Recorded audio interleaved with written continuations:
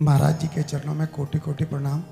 महाराज जी एक दोहा पढ़ने के बाद हृदय स्वीकार नहीं कर पा रहा कि ढोल गंवार शूद्र पशु नारी सकल ताड़ना के अधिकारी। इसमें गोस्वामी जी ने बहुत सूक्ष्मता से वर्णन किया। महापुरुषों के वचनों को हम सूक्ष्मता से समझ पाए। प्रायः ऐसा कह करके हम कहीं कहीं माताओं बहनों की अवहेलना करते हैं, कई जगह हम इसका प्रयोग कर देते हैं। अरे वो गोस्वामी जी ने लिखा है ढोल गंवार शूद्र पशु नारी सकल ताड़ना के अधिकारी।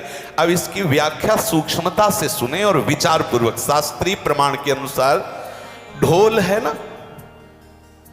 ढोल को ताड़ना चाहिए। ताड़ना मतलब उसको ठपाक चाहिए और बेताल नहीं। शास्त्र सिद्धांत के अनुसार, संगीत शास्त्र के अनुसार तभी वो राग प्रकट कर पाएगा, तभी वो बजेगा। ढोल को हाथ जोड़ के बोलो कि साहब आप बज जाएं, नहीं बजे, उसको ताड़ना चाहिए। अब ताड़ना शब्द चारों में एक जैसा नहीं लगेगा।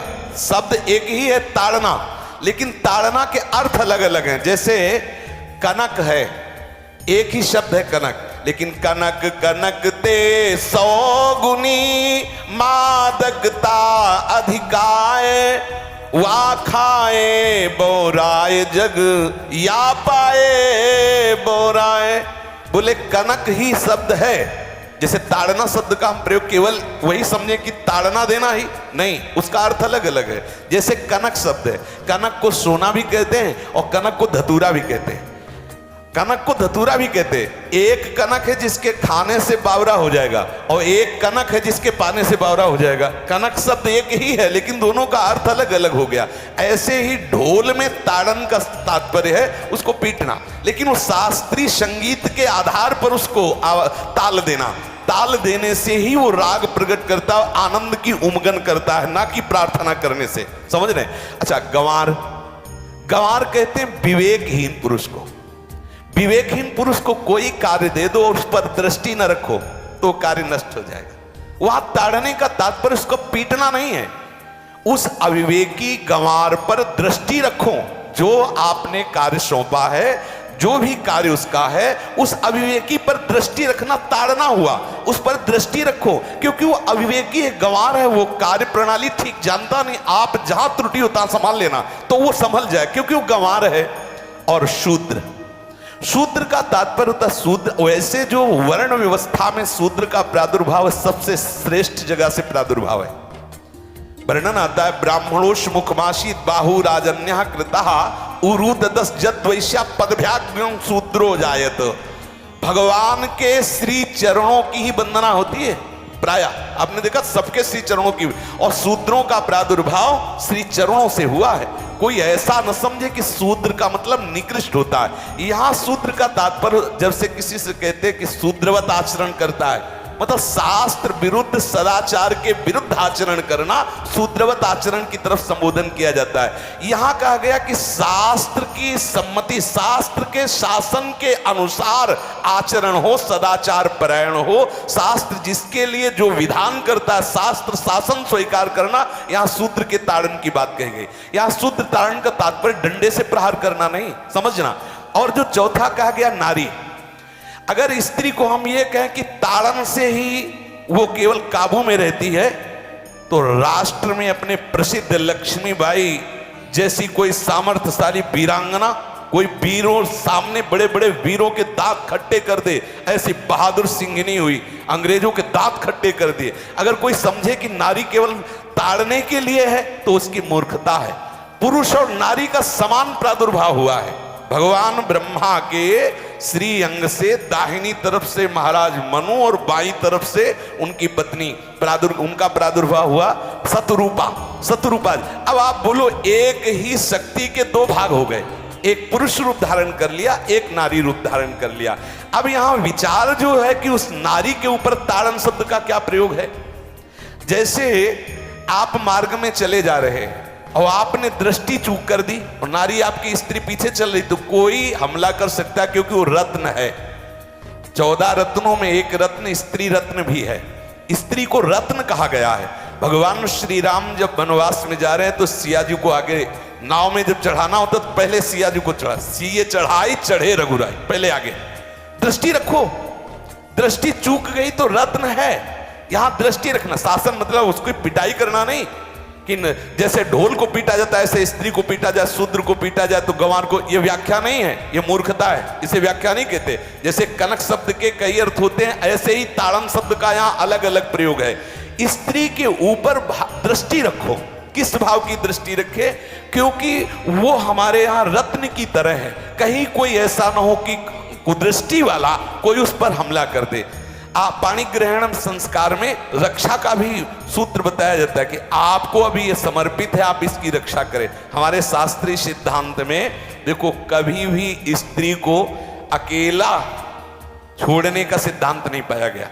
अगर शास्त्रीय सिद्धांत, बच्ची है तो माता पिता के शासन, थोड़ी बड़ी हुई तो भाई आदि के बीच में, और बड़ी हुई तो पति के, और बड़ी हुई तो पुत्रों के, मतलब एक सानिध्य का एक दृष्टि रखी गई है कि यदि आप अपनी दृष्टि में रखेंगे तो उसका अमंगल नहीं होगा, उसका हित नहीं होगा।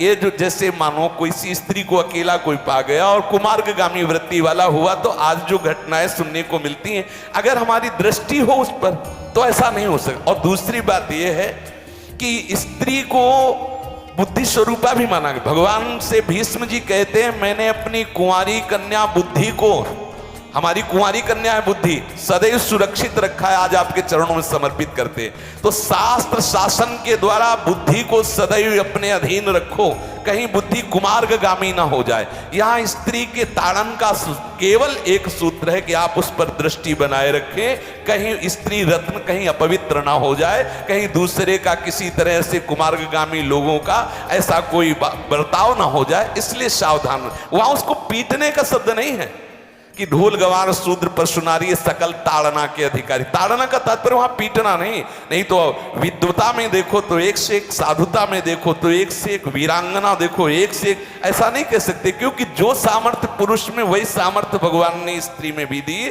क्योंकि भगवान के ही दो रूप हैं, एक स्त्री और एक पुरुष, समझ रहे ना। तो इसमें एक ताड़न शब्द का कई अर्थ होता है। भगवान की साक्षात शक्ति स्त्री है। अगर कोई इस भाव से देखे कि स्त्री तो केवल ताड़ना मतलब केवल गाली दे के बात करना, ऐसा नहीं। जिस घर में स्त्री का अपमान होता है उस घर का नाश हो जाता है, निश्चित हो जाता है।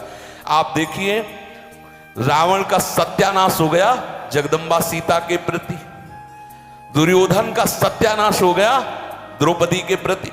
जहां स्त्री का अपमान हो जाए, अगर कोई ये समझे कि स्त्री केवल मतलब जैसा हम चाहें वैसा व्यवहार करें, तो अगर नाश ना हो जाए तो हमें बता देना, क्योंकि भगवान की वो शक्ति है। अगर उसे तुम सोचो कि हम ताड़न करें, जैसे ढोल को ताड़न करें ऐसे ताड़न करें, तो तुम्हारा नाश हो जाएगा। बिल्कुल सच्ची बात समझ लीजिए। केवल वहां दृष्टि रखने की बात कही गई है, आपका अधिकार है, आप उसकी सुरक्षा व्यवस्था में रहें। और एक वृत्ति होती है, अगर शासन ना हो तो हमारी बुद्धि भ्रष्ट हो जाए, हमारी बुद्धि भ्रष्ट हो जाए, आपकी बुद्धि भ्रष्ट हो जाए।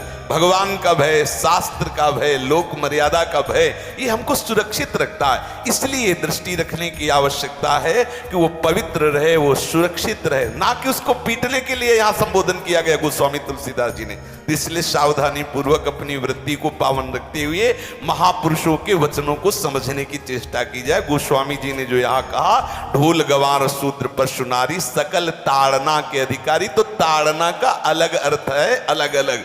जैसे ढोल में ताड़ना, तो वैसे ही सब जगह नहीं ताड़ना लगेगी। आप देखो, पशु जो है, चालक जो घुड़सवार होता है उसको ताड़ना एड़ी से देता है।